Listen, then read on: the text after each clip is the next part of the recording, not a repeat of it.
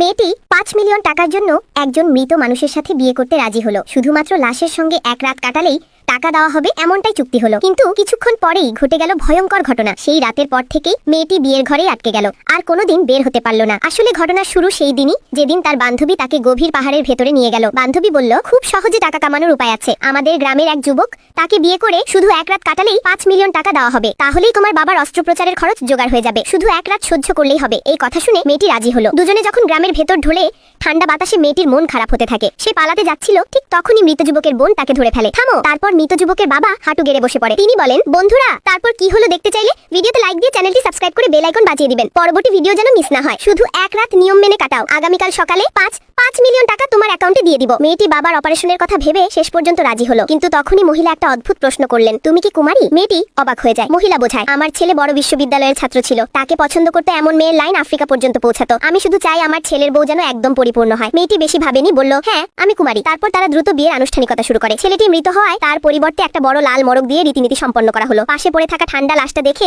মেয়েটির গা শিরশির করে ওঠে। আর ঠিক তখনই মদ পান করার পর মৃত যুবকের মা আরেকটি ভয়ঙ্কর দাবি করে বসে। এই কথা শুনে মেয়েটি হতভম্ব, কারণ ছেলেটি তো মৃত। বান্ধবী তাকে বলে, সব ঠিক আছে, মাত্র একদিন আগে মারা গেছে, কোনো সমস্যা নেই। বাবার চিকিৎসার জন্য মেয়েটি চোখ বন্ধ করে এগিয়ে যায়। মহিলা বলে, আগামীকাল সকাল ৬টায় লোক এনে পরীক্ষা করাবো, দেখবো তুমি সত্যি আমার পুত্রবধূ হয়েছে কিনা। কিন্তু মেয়েটি জানতো না, এ সবই ছিল বান্ধবী ও ওই পরিবারের পরিকল্পিত ফাঁদ। তারা মেয়েটিকে ঘরে ঢুকিয়ে দরজা বন্ধ করে দেয়। তিনজনের মুখে তখন অদ্ভুত হিংস্র হাসি। মধ্যরাতে মেয়েটি ঠিক করে, আজকে ঘুমাবো না, পুরো রাত জেগে কাটিয়ে দেবো। কিন্তু ঠিক তখনই ঘটে গেল ভয়ঙ্কর দৃশ্য। সে মৃত যুবকের মুখ ঢাকার কাপড় সরাতেই মেয়েটি অর্থমৃত হয়ে গেল ভয়ে।